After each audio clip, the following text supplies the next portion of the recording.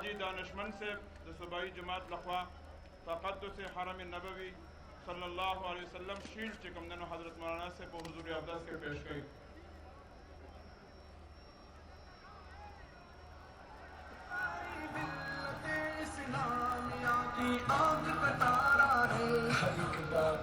کے سر پر آندھیوں طوفان مولانا تیری خاطر لڑیں گے ہر گھڑی ہر آن مولانا ہمارا دل ہماری جان ہماری شان مولانا ہمارا دل ہماری جان ہماری شان مولانا ہم اسلام والے کر وہ منزل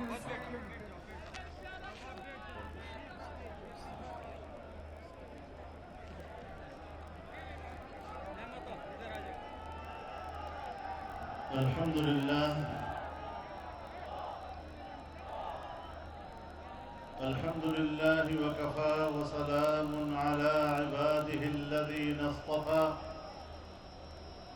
لا سيما على سيد الرسل وخاتم الأنبياء وعلى آله وصحبه ومن بهديه مهتدى. أما بعد فأعوذ بالله من الشيطان الرجيم. بسم الله الرحمن الرحيم. يا أيها الذين آمنوا لا ترفعوا أصواتكم فوق صوت النبي ولا تجهروا له بالقول كجهر بعضكم لبعض أن تحبط أعمالكم وأنتم لا تشعرون. صدق الله العظيم.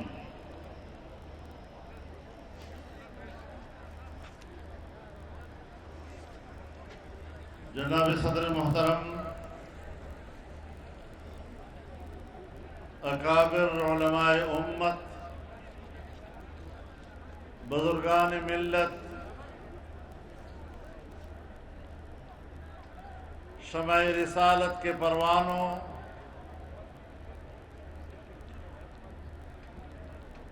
اسلام اور اس کے عزت و ناموس پر جان نثار کرنے والوں، میرے نوجوانوں، دوستوں اور بھائیوں، میں سب سے پہلے جمعیت علماء اسلام خیبر پختونخوا کو اس عظیم الشان کانفرنس کے انعقاد پر دل کی گہرائیوں سے مبارکباد پیش کرتا ہوں اور شکریہ ادا کرتا ہوں کہ انہوں نے آج اس مقدس عنوان پر ہمیں اس میدان میں جمع کیا تاکہ جمعیت علماء اسلام جناب رسول اللہ صلی اللہ علیہ وسلم کے ناموس اور آپ کے تقدس پر امت کو اپنا پیغام دے سکے. میرے محترم دوستوں،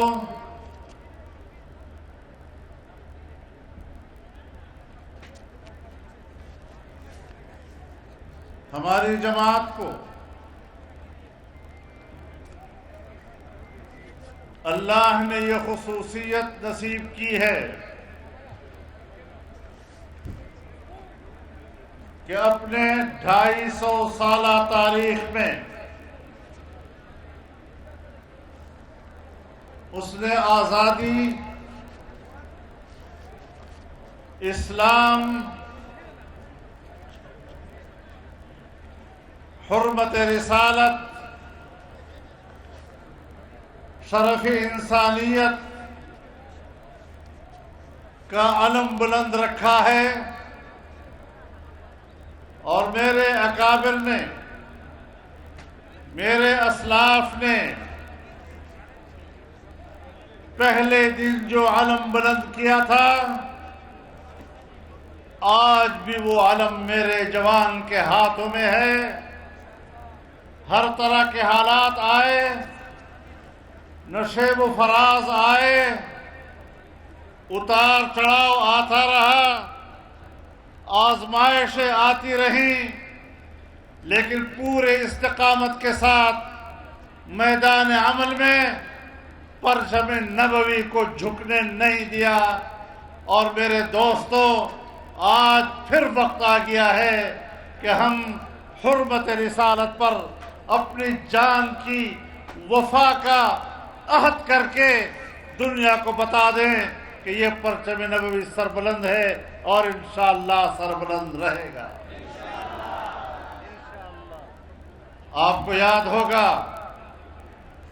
سال ڈیڑھ سال پہلے جب مسجد اقصی پر یہودیوں نے جارحیت کی تھی تو جمعیت علماء نے کراچی میں ایک فقید المثال کانفرنس منعقد کی تھی اور دنیا کو بتایا تھا، یہودیت کو بتایا تھا، صہیونی قوت کو بتایا تھا کہ مسجد اقصی لاوارث نہیں ہے، اور انشاءاللہ اس کی آزادی کے لیے تنہا فلسطینی جنگ نہیں کریں گے، بلکہ دنیا کا ہر مسلمان، ہر نوجوان اپنے فلسطینی بھائیوں کے شانہ بشانہ مسجد اقصی کی آزادی کے لیے میدان عمل میں ہوگا۔ آپ یہ بھی جانتے ہیں کہ عمران حکومت نے اسرائیل کو تسلیم کرنے کی بحث چھیڑ دی تھی۔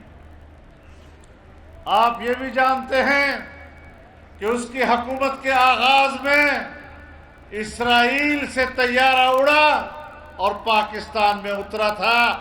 کس رشتے کی بنیاد پر اترا تھا؟ میں آپ کو بتانا چاہتا ہوں کہ امریکی سابق صدر ڈونلڈ ٹرمپ، جس نے جبر کی بنیاد پر اسرائیل کو تسلیم کرانے کے لیے کئی عرب ممالک کو آمادہ کیا،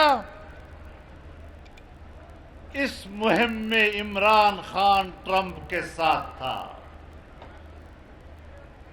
میں آپ کو یہ بھی بتا دوں کہ جب ٹرمپ الیکشن لڑ رہا تھا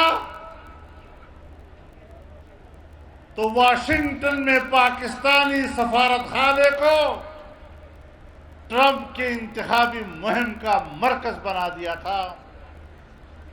اور آج بھی آپ کو خبریں ملی ہوں گی، کچھ اینکرز جو اسرائیل میں نظر آئے، انہوں نے بھی واضح کر دیا کہ اسرائیل جانے کے لیے ہمیں منظوری عمران خان نے دی تھی۔ آپ یہ بھی جانتے ہیں کہ ان کا ایک ایڈوائزر، جس کا نام اسرائیلی اخبار نے ظاہر نہیں کیا، لیکن اس کے اسرائیل کے دورے کو باقاعدہ وضاحت کے ساتھ کہا کہ ہم نے اسرائیل کی سیکورٹی سے کلیئرنس لینے کے بعد یہ خبر شائع کی ہے اور یہ آرٹیکل چھاپا ہے کہ جس میں پاکستان کا نمائندہ ان کے کہنے پر ان کی نمائندگی کرتے ہوئے اسرائیل آیا تھا۔ یہ سارے کام چل رہے تھے، لیکن میرے بھائیوں، آپ کے ایک کانفرنس نے، کراچی کے کانفرنس نے ان کی ایسی منہ بند کیا، ایسی زبان گنگی کی کہ آج تک پاکستان کی سرزمین پر اسرائیل کو تسلیم کرنے کی بات کرنے کی جرت کوئی نہیں کر سکتا۔ میرے محترم دوستو، بات یہاں پہ نہیں رکی. میں آپ کو بتا دینا چاہتا ہوں کہ ابھی رمضان المبارک میں جب پاکستان کے وزیر اعظم کے ساتھ وفد حرم نبوی میں پہنچا تو مجھے بتایا جائے کہ برطانیہ سے پی ٹی آئی کے انیل مسرت اور جہانگیر چیکو کس مقصد سے ایک دن پہلے مدینہ منورہ پہنچے تھے. ذرا ان سے پوچھا جائے کہ تم نے زندگی بھر میں کبھی عمرہ کیا؟ تم پوری زندگی میں کبھی مدینہ آئے؟ آج رسول اللہ کی حرمت کو پامال کرنے کے لیے مسجد نبوی میں ہنگامہ کرنے کے لیے آئے. اور میں آپ کو یہ بھی بتا دوں کہ برطانیہ میں تم نے مدینہ منورہ کی حرمت کا کبھی پتہ بھی کیا ہے؟ اونچی آواز میں بات کرنے سے روکا ہے اللہ نے. اور حضرت امام مالک کو رحمہ اللہ جب اپنے وقت کے بادشاہ نے بلایا اور بادشاہ نے اونچی زبان میں بات کی، آواز میں بات کی، امام مالک نے جھڑک دیا کہ بادشاہ وقت خبردار، تم جس لہجے میں بات کر رہے ہو جان لو کہ تم مدینہ منورہ میں کھڑے ہو. وہ بھی ایسے لوگ تھے، بادشاہوں سے محروم نہیں ہوتے تھے. مدینہ کی حرمت سے زیادہ ان کے لیے اور کچھ نہیں تھا. اور جب یہودیوں نے حرم کی بے حرمتی کی اور اس روش کو برقرار رکھا تو رسول اللہ صلی اللہ علیہ وسلم نے حکم جاری کر دیا، اخرج الیہود من جزیرۃ العرب، جزیرہ عرب سے یہودیوں کو نکال دو. جس طرح رسول اللہ صلی اللہ علیہ وسلم نے یہودیوں کو جزیرۃ العرب سے نکالا تھا، آج میں پاکستان میں ان کے ایجنٹوں کو کہنا چاہتا ہوں کہ پاکستان کے مسلمان اور جمعیت علماء اسلام کے یہ جیالے تمہیں پاکستان سے نکالیں گے، پاکستان کی سیاست سے نکالیں گے اور پاکستان کی سرزمین پر تمہیں سیاسی لحاظ سے دفن کریں گے اور پاکستان اب تمہارا سیاسی قبرستان بنے گا، تم مزید زندہ نہیں رہ سکتے. للکار ہے، للکار ہے، للکار ہے، للکار ہے.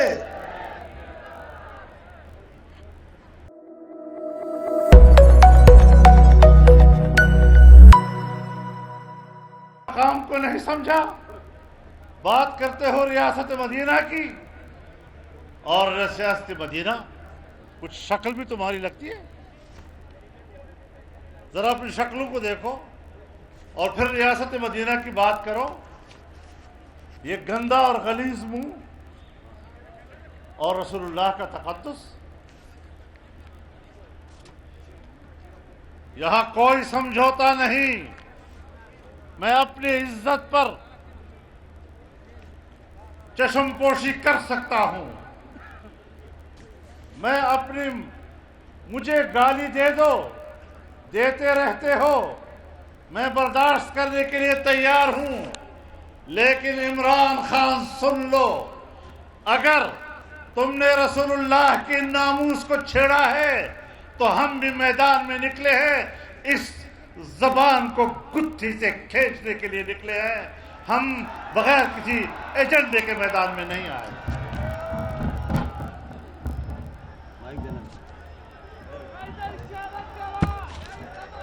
تاجدار ختم نبوت، تاجدار ختم نبوت، قائد جمعیت مولانا فضل الرحمان.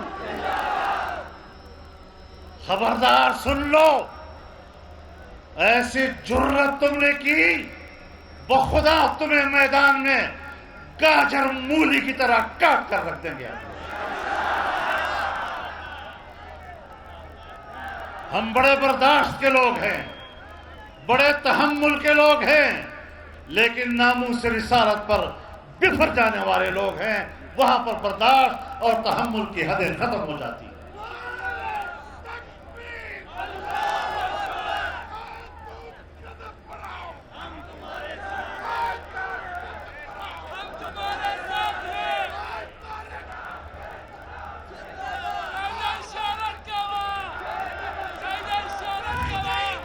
ناموس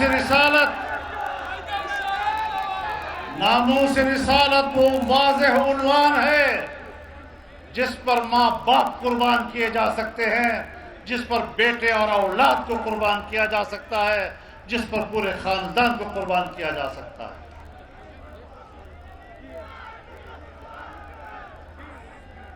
تم نے یہ حرکت کر کے اللہ کے عذاب کو دعوت دی ہے۔ میرے جوانوں، آج تمہارا رد عمل اللہ کے عذاب کو ٹالنے کا سبب بن سکتا ہے، لیکن تھوڑا سا میں شکوہ بھی کر لوں۔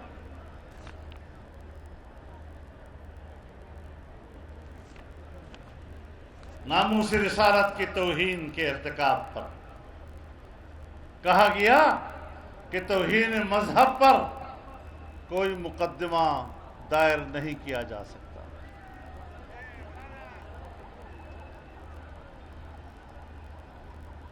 تو پھر میں بھی اقبال کی طرح اتنا تو کہہ سکتا ہوں کہ شکوہ عدلیہ سے خاکم بدہن ہے مجھ کو۔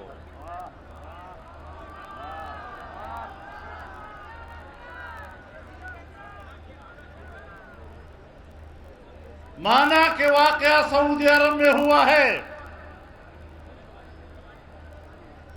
کوئی جج یہ کہہ سکتا ہے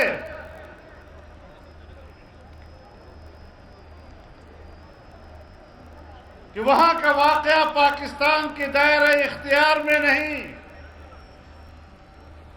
لیکن مسئلہ وقوع کا نہیں کہ وقوع کہاں ہوا ہے، مسئلہ یہ ہے کہ دل آزاری کہاں ہوئی ہے۔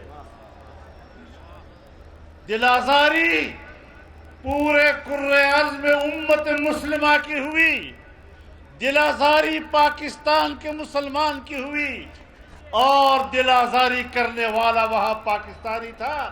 لہذا میں پاکستان کے ایک شہری کی حیثیت سے جب یہاں پاکستان کی سرزمین پر میرے دل آزاری ہوئی ہے، میں کہاں فریاد لے کر جاؤں گا اگر عدالت بھی میری فریاد نہیں سنے گی تو؟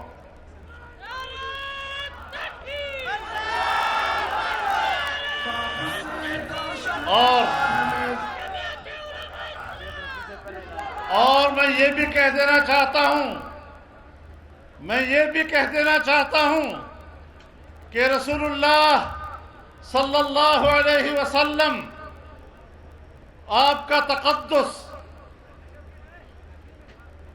آپ کی عظمت، آپ کا نور، جس سے کائنات کے ذرے ذرے کو عزت حاصل ہے، آپ نے اس کو مدینہ منورہ کا مسئلہ قرار دے دیا۔ جس پیغمبر کی ذات، جس کا جسد اطہر جس مٹی سے وابستہ ہے، اس خاک کا مقام عرش بلندتر، جہاں آپ کے انوار سے کائنات کا ذرہ ذرہ منور ہے، مجھے یہ درس دیتے ہو کہ پاکستان میں اس توہین مذہب پر کوئی بات نہیں ہو سکتی؟ اگر پاکستان میں توہین عدالت پر بات ہو سکتی ہے تو پھر اس سے بڑھ کر توہین رسالت پر بات ہو سکتی ہے۔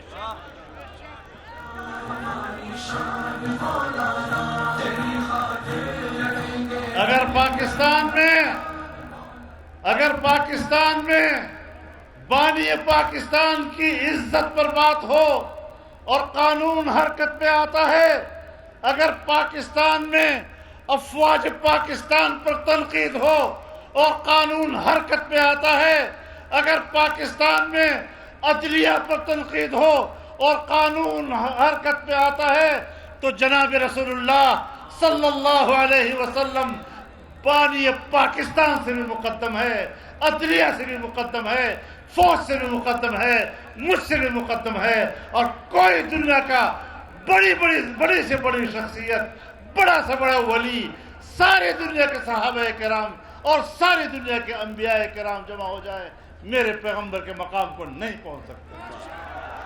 تاجدار ختم نبوت، تاجدار ختم نبوت، مجاہد ختم نبوت مولانا فضل الرحمان، قائد جمعیت مولانا فضل الرحمان۔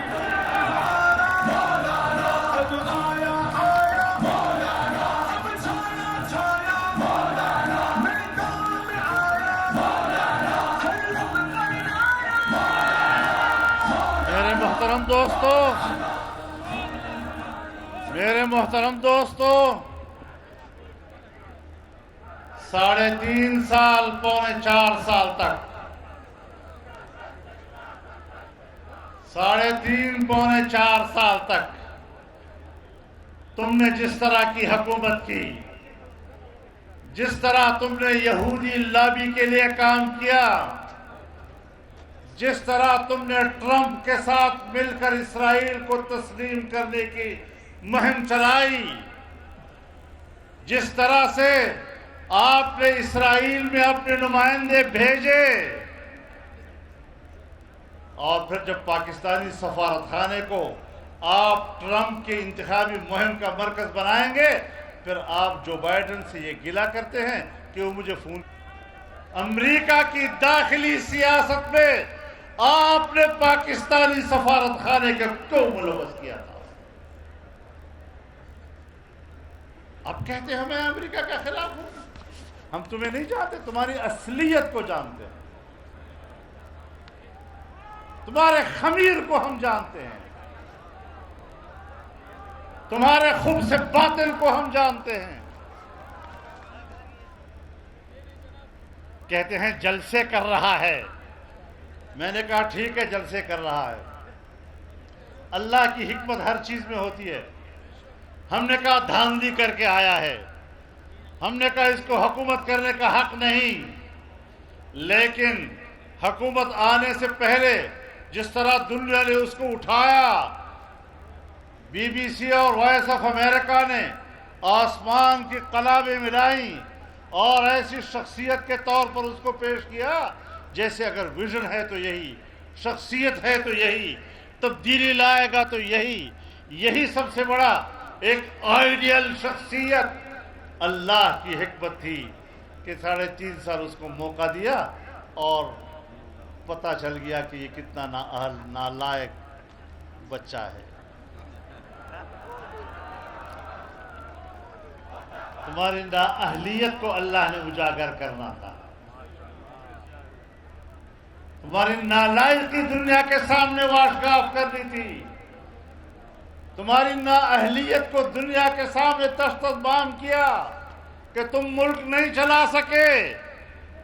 اب جلسے میں پھر رہا ہے، گاؤں پھر رہا ہے۔ میں نے کہا اس میں بھی اللہ کی حکمت ہے، پہلے یہ صلاحیتوں کے اعتبار سے نااہل ثابت ہوا، اور اب انشاءاللہ جلسوں کے بعد یہ ذہنی طور پر بیمار ثابت ہوگا۔ ایک درجہ ہوتا ہے پاگل کا، ایک درجہ ہوتا ہے باولے کا۔ اب یہ دنیا کے سامنے اسی طرح ظاہر ہوگا انشاءاللہ۔ اور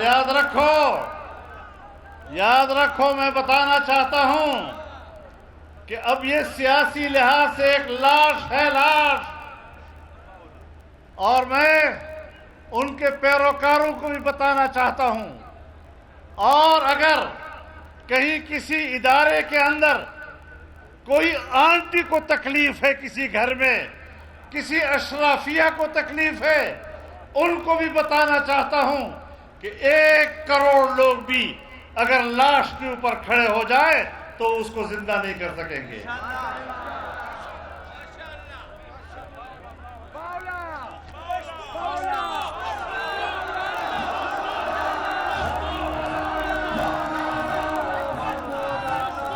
خدا کے لیے پاکستان کو تجربہ گاہ نہ بنایا جائے. یہ ملک ہے، یہ وطن ہے، اور ہم اس ملک کو مضبوط دیکھنا چاہتے ہیں. مضبوط تب ہوگا جب ادارے مضبوط ہوں گے، اور ادارے تب مضبوط ہوں گے جب وہ اپنے آئین کے دیے ہوئے دائرے اختیار کے اندر رہتے ہوئے اپنا کردار ادا کریں گے. میرے محترم دوستو،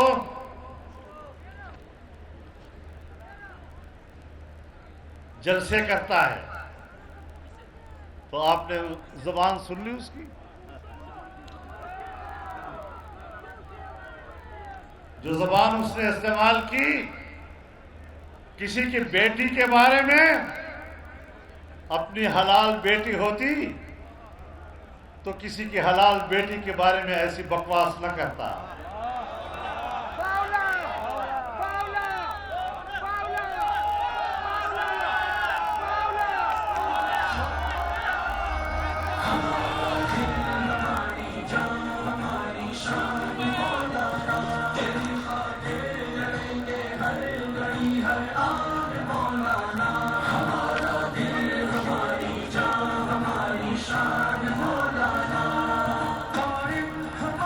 میرے محترم دوستو،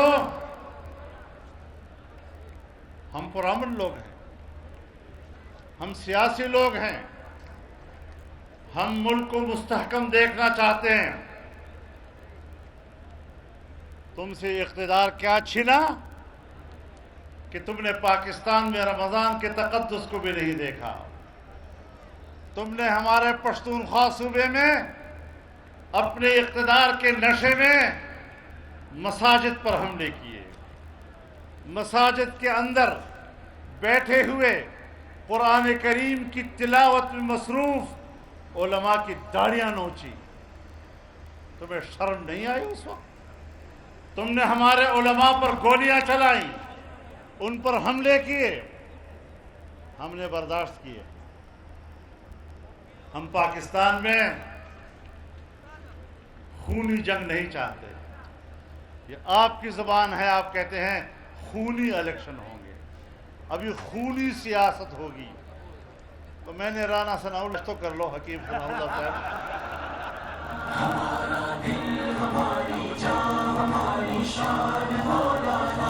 یار یہ نہ چلاؤ، اس کو نہ چلاؤ، میں مجھے بات کا تسلسل کرتے ہیں. تو اس کے خونی اور بادی کا علاج کے لیے حکیم ثناءاللہ کی ضرورت ہے.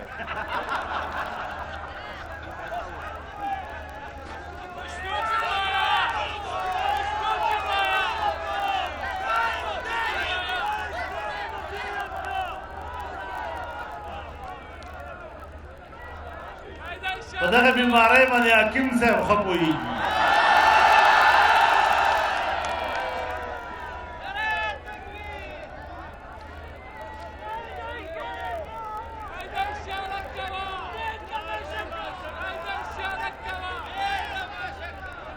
اما تو ہم معلوم یہ کرتا سو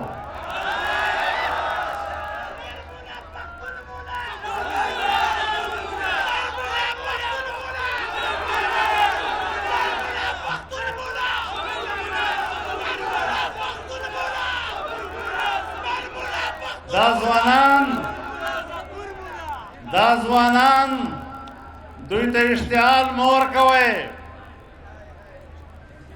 دا پښتانم دي، دا په اسلام مینم دي، دا په اسلام باندې قرباني کې هم دا خپل پښتو پتم لري. او کدا یو ځل اشتعال کې راغلل، قسم ده که یو یوتی د کور نه بار راووت. نعرہ تکبیر، تاجدار ختم نبوت جمعیت علماء اسلام، قائد ملت اسلامیہ مولانا فضل الرحمان.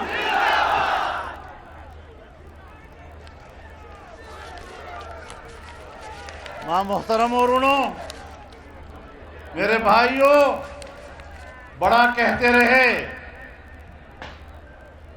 ریاست مدینہ رحمت للعالمین اتھارٹی، اور جب اقتدار سے محروم ہوئے کہتے ہیں باہر سے ہمارے خلاف سازش ہوئی ہے، باہر سے سازش ہوئی ہے۔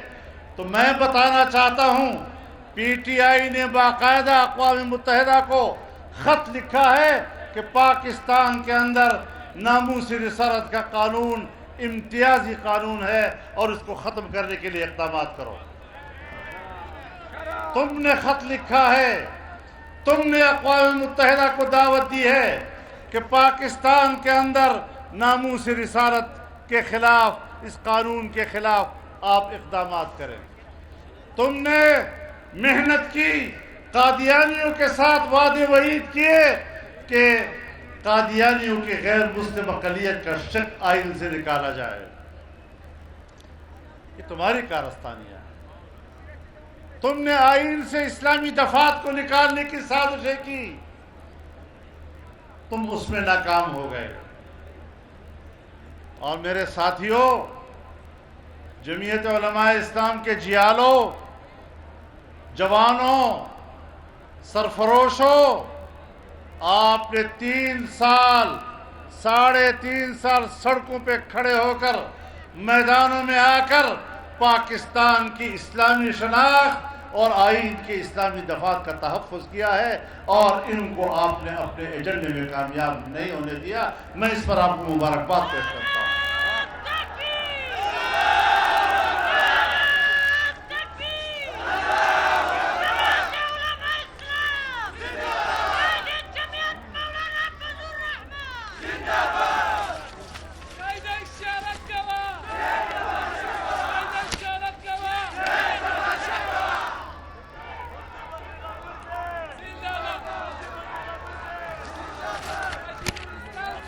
جب اقتدار سے محروم ہوا تو کہتا ہے میرے خلاف بیرونی سازش۔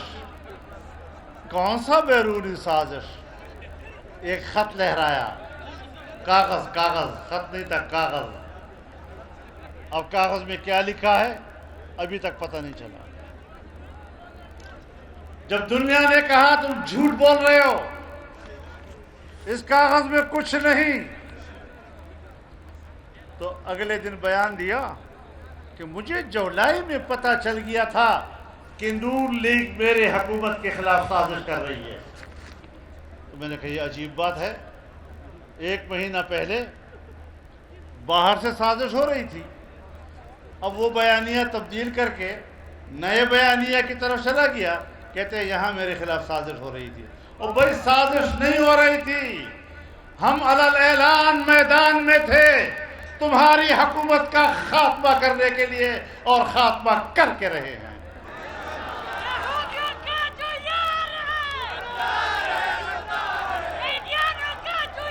ہم نے سازش کے ذریعے تمہارا اقتدار ختم نہیں کیا، ہم نے میدان عمل میں جنگ لڑ کر کھلے عام آپ کے اقتدار کو چیلنج کیا اور تمہیں اپنے گھر بھیجا ہے، جہاں اب تمہارا گھر بھی نہیں ہے۔ اب کیا کروں؟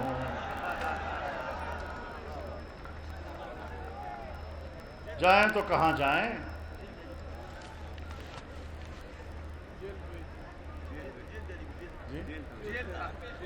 اچھی جگہ وہی ہے۔ میرے محترم دوستو، جب وہ بھی نہیں چلی بات، کاغذ کی بات بھی نہیں چلی، بین الاقوامی سازش کی بات بھی نہیں چلی، پھر کہا میرے خلاف یہاں سازش ہوئی ہے، پھر وہ بھی نہیں چلی، اب کہتا ہے مجھے قتل کرنے کی سازش ہو رہی ہے، اور کہتا ہے میں نے کیسٹ بھر دیے ہیں۔ بابا آج کل بیان کے لیے کیسٹ بھرے جاتے ہیں؟ کس زمانے کی بات کر رہے ہو؟ اور وہ کیسٹ رکھے کہاں ہیں؟ ایک وہاں امریکہ میں اور دوسرا برطانیہ میں گولڈ سمتھ کے گھر پہ۔ سب سے محمود مقامات اس کے لیے وہی ہیں۔ اور میں نے کہا تمہیں کیوں کوئی قتل کرے؟ کیوں قتل کرے تمہیں؟ انسان تو دور کی بات ہے، مالتے آواز ہے تنہا تو سڑک ادھرے گا، یواز تنہا پہ سڑک گزرے گا کسپی بوئی گرے نماتا سزا رہا ہے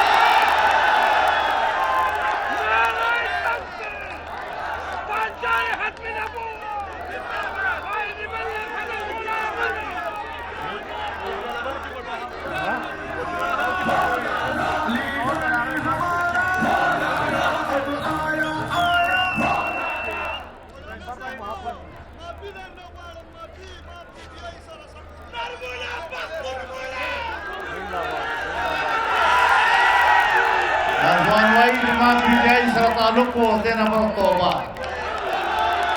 مبارک کشو مبارک کشو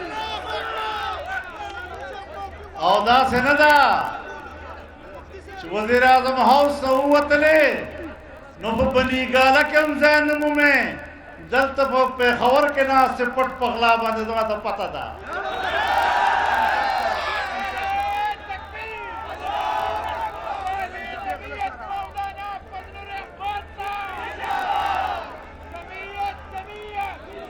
کاغذ ماغذ مخوضوا کاغذ پس شاتم مپٹے گا 3.5 سال کی کارکردگی بتاؤ تمہاری کیا ہے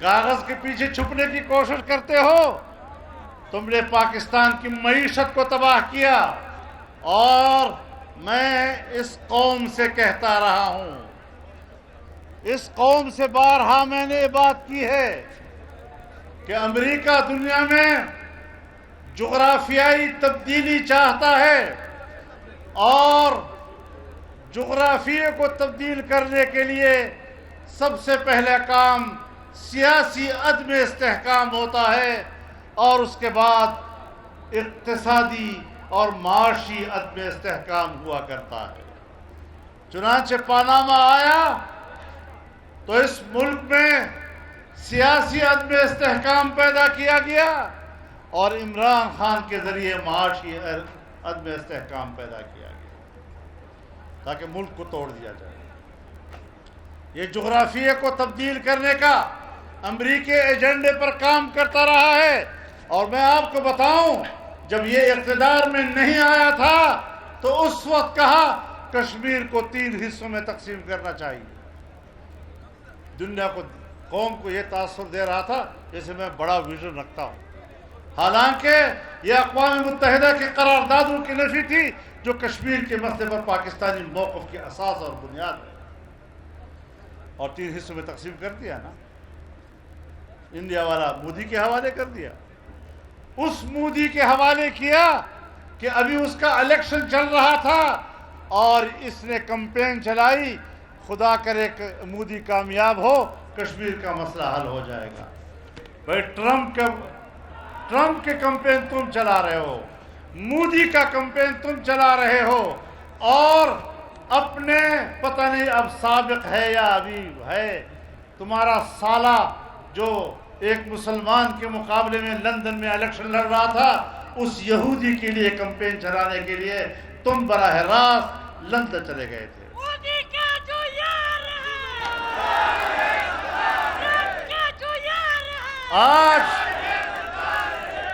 آج کہتا ہے بس اگر لگا کے اگر فوج نہ ہوتی تو پاکستان 3 حصوں میں تقسیم ہو جاتا یہ 3 کا وہی کہاں سے آ گئی تیرے اوپر نہ 2 نہ 4 3 اس کو پتا ہے یہ کون سی سازش ہے اس کو معلوم کرنا ہوگا اس کا تعاقب کرنا ہوگا کہ یہ کس طرح پاکستان کو توڑنے کے ایجنڈے پہ کام کرتا رہا ہے میں آپ کو اس کی حقیقت بتانا چاہتا ہوں یہ کیا چیز ہے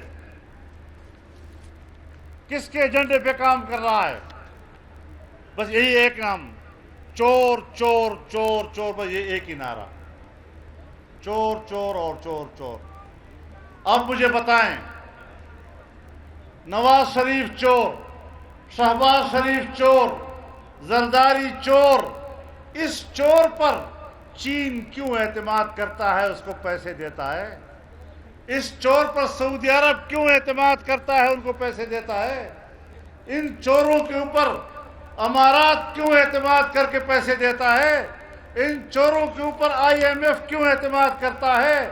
ان چوروں کے اوپر ورلڈ بینک کیوں اعتماد کرتا ہے؟ ان چوروں کے اوپر ایشین بینک کیوں اعتماد کرتا ہے؟ ان چوروں کے اوپر یورپی یونین کیوں اعتماد کرتا ہے؟ اور تم جیسے صادق اور امین پر اعتماد نہیں کرتے؟ ایک ٹکا تمہیں نہیں دیا؟ ذرا سمجھنے کی بات ہے. کیا باتیں کر رہے ہو تم لوگ؟ کیا قوم کو سکھانا چاہتے ہو؟ اپنی کارکردگی بتاؤ، دوسروں کو چھوڑو. تم پر کسی نے اعتماد نہیں کیا، تمہیں ایک احمق اور بیوقوف اور نااہل سمجھا، اور کسی نے یہ رسک نہیں لیا کہ اپنا پیسہ پاکستان بھیج کر ضائع کر دیا. ملک کی معیشت کا بیڑا غرق کر دیا تم نے. پھر کہتے ہیں امریکہ نے سازش کی ہے. بھائی، امریکہ میں پاکستانی سفارت خانے کو ٹرمپ کے انتخابی مہم کا مرکز تم نے بنایا.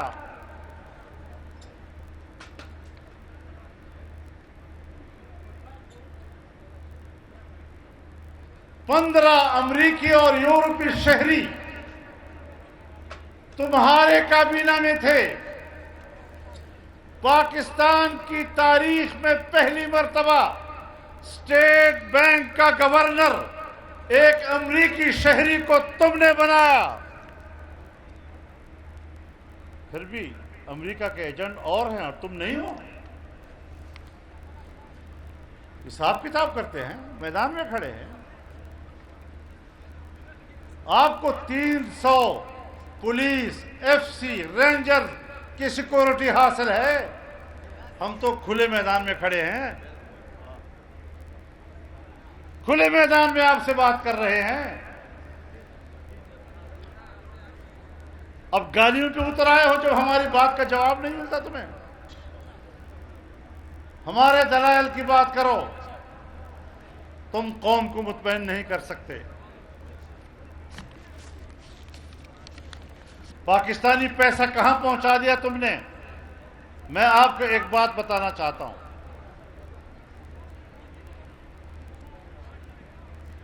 کہتے ہیں ڈالر 200 پہ پہنچ گیا. چونکہ حکومت اب ان کی نہیں ہے، ہم پہ تھوپ رہا ہے. پالیسی 3 دن میں بنتی ہے. 3 دن کی پالیسیوں سے اس طرح بنتا ہے. آپ کے اپنے ماہرین معیشت نے، عمران خان صاحب، آپ کے اپنے ماہرین معیشت نے آپ کی حکومت کے پہلے سال انٹرویوز دیے اور یہ بتایا کہ روپیہ 200 تک جائے گا. یہ وہی چیز ہے، یہ وہی 200 روپے اسی پالیسیوں کے تحت. اب ہم نے تو ٹھیک کرنا ہے نا.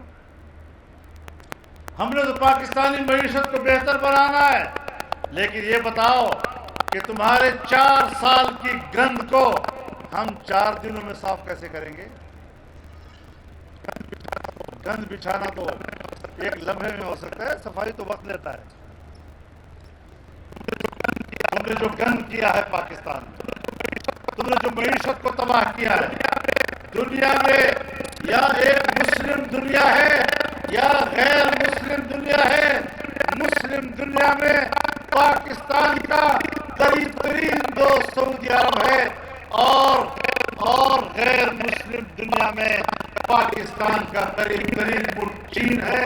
یہ دونوں آج ہم سے ناراض ہو گئے، ہم پہ اعتماد نہیں کر رہے. آج ہم نے بین الاقوامی برادری کا اعتماد بحال کرنا ہے. آج وہ لوگ ہمیں مل رہے ہیں. کیا آپ نے ہمارے ساتھ کیا؟ کیا آنے والے وقت میں کیا کریں گے آپ؟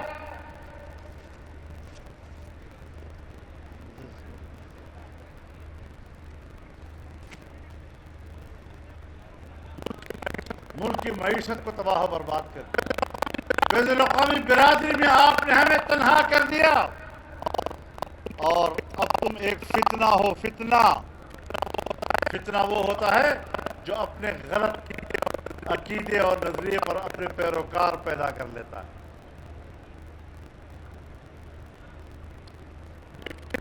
یہ فتنہ عمرانیہ او دا یوتیان وائی یا دا بکرازی ہو دا سوشل میڈیا باندے یو وائی کدے خدای داو کہ خدای منم، یو وائی کدے پیغمبر داو کہ پیغمبر منم، یو وائی اللہ نواز لوی شخصیت دا دا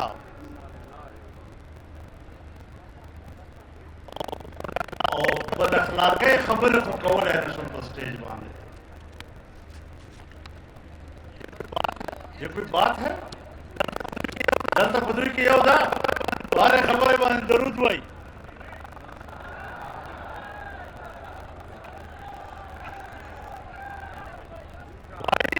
وائی ویکا خدای مانا تپوسو کر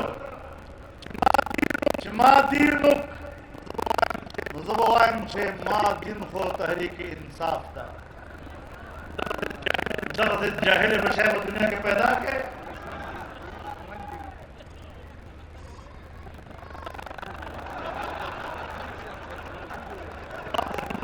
آپ نمبر آگے سے دا پپا جوڑو پیجا جوڑا دا خلق کی اس یاد اساتے اڑوں میں آپ سے کہنا چاہتا ہوں آپ اپنے پلو باندھ لیں۔ اب آپ نے اس جدوجہد کو جاری رکھنا ہے، اس فتنے کے خلاف لڑنا ہے۔ وقاتلوہم حتی لا تکون فتنہ، ان کو چھوڑنا نہیں ہے۔ سمجھتا ہے میں جو چاہوں کہوں اور لوگ اس کو قبول کر لیں گے؟ ہماری بات پوری سنو، ہماری بات پوری سنی۔ اس نوجوان نے اعلان کر دیا کہ میں آج کے بعد پی ٹی آئی نہیں، پتہ چل گیا۔ میرے جوانوں، جس طرح ان کے یوتھیے گلی گلی میں جوانوں کو گمراہ کر رہے ہیں، میرے جوانوں نکلو، گلی گلی میں جاؤ اور نوجوان نسل کو اللہ کے دین کی تعلیم دو۔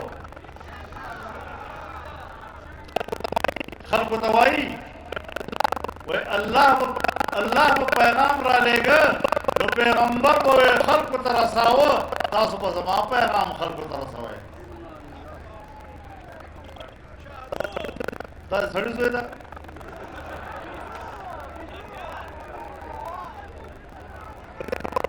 دې خبرو نوټس بنا اخلو۔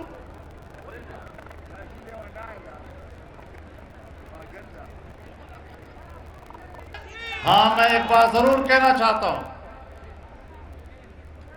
کہ جب ملک معاشی لحاظ سے تباہ ہوا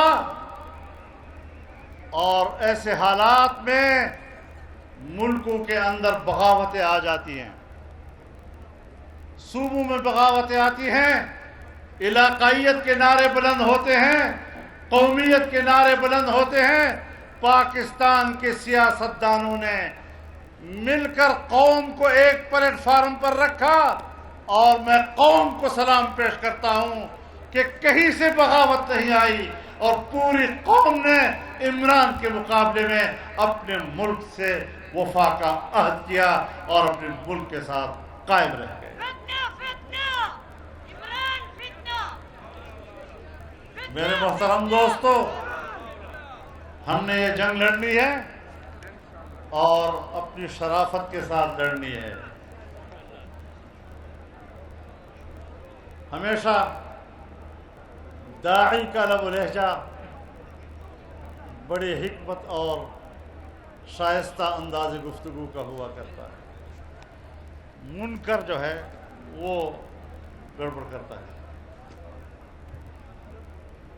اب ان کے لب و لہجے کو دیکھو، ان کے زبانوں کو دیکھو، کیا بولتے ہیں، جو ظرف کے اندر ہے وہی سامنے آئے گا نا، جو غلاظت اندر ہے وہی باہر آتی ہیں۔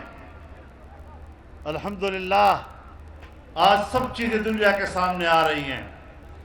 ناموس رسالت کا سوال آیا تو یاد رکھو جمعیت کا کارکن آپ کے مقابلے میں میدان میں ہوگا۔ یہودیوں کے ایجنٹ بنو گے، جمعیت کا کارکن آپ کے مقابلے میں میدان میں ہوگا۔ پاکستان کو تقسیم کرنے کی بات کرو گے، جمعیت کا کارکن آپ کے مقابلے میں میدان میں ہوگا۔ کشمیر کا سودا کرو گے، جمعیت کا کارکن آپ کے مقابلے میں میدان میں ہوگا، اور قوم انشاءاللہ متحد رہے گی۔ تو کیا خیال ہے، جنگ جاری رکھنی ہے نا؟ آگے بڑھیے، ملک کو ایک رکھنا ہے۔ تمام اداروں سے درخواست کرنا چاہتا ہوں کہ یہ وقت اپنی اپنی پالیٹکس کا نہیں ہے، اپنے محدود مفادات کے لیے لڑنے کا نہیں ہے، یہ وقت قومی یکجہتی کا ہے۔ میں فوج کی قیادت کو بھی پیغام دینا چاہتا ہوں، اسٹیبلشمنٹ کو بھی پیغام دینا چاہتا ہوں۔ ہمیں آپ سے شکوہ تھا تو برملا شکوہ کر رہے تھے،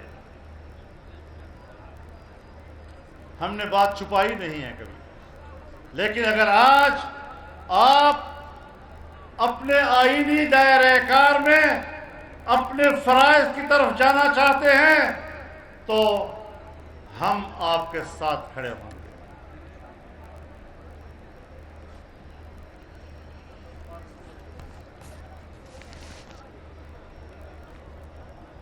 مسئلہ بنیادی یہ ہے کہ میں ان کو بھی بتانا چاہتا ہوں کہ خدا ملک پر کوئی برا وقت نہ لائے، کوئی دشمن ہم پہ حملہ نہ کرے، ورنہ پھر کوئی یوتھیا فوجیوں کے ساتھ نظر نہیں آئے گا۔ یہ خاکسار آپ کے شانہ بشانہ پاکستان کی دفاع کی جنگ ہے۔ عدالتیں اپنا کام کریں۔ عدالتیں ایک ڈمی صدر کے ریفرنس پر بہت سے ممبران اسمبلی کو ڈیسیڈ کر دیا کہ آپ نے عدم اعتماد میں ووٹ کیوں ڈالا ہے۔ یہاں پر میرے کچھ سوالات ہیں، انتہائی ادب و احترام کے ساتھ سوالات ہیں۔ اگر کوئی ممبر کسی بل کے مسئلے پہ، کسی قانون کے مسئلے پہ اپنی پارٹی ہدایات سے انحراف کرتا ہے وہ الگ مسئلہ ہے، لیکن آئین کہتا ہے کہ اگر ایوان کی اکثریت کھو بیٹھے تو پھر وہ ملک کا وزیر اعظم نہیں رہے گا۔ آپ بتائیں کہ جب آئین کہتا ہے کہ ایوان کی اکثریت، تو ظاہر ہے کہ پہلے اکثریت اس کے پاس تھی، اب اس کے اپنے اراکین اس کے خلاف جائیں گے تو تبھی اکثریت اس کے خلاف جائے گی نا، اور کیا صورت ہو سکتی ہے؟ تو پھر تو عدم اعتماد والا شقی آئین سے نکال دو، پھر تو ممبران اسمبلی کی عدم اعتماد کا استحقاق ہی ختم کر دو۔ اور تعجب کی بات یہ ہے کہ ایک ریفرنس کے اوپر تو ممبران کو ڈیسیڈ کیا جاتا ہے، لیکن پاکستان میں ہم نے ایک ایسے بندے کو بھی دیکھا کہ جو ڈیسیڈ ہوا، رکنیت ختم ہوئی، 65,000 ووٹ جعلی نکلے اس کے، اور الیکشن کمیشن نے اس کی رکنیت ختم کی۔ عدالت نے اس کو سٹے دیا، اور سٹے کے اوپر وہ آخر وقت تک ڈپٹی اسپیکر بھی رہا، اور آج بھی اسی سٹے کے اوپر قومی اسمبلی کا رکن ہے۔ اس طرف کیوں نظر نہیں جاتی؟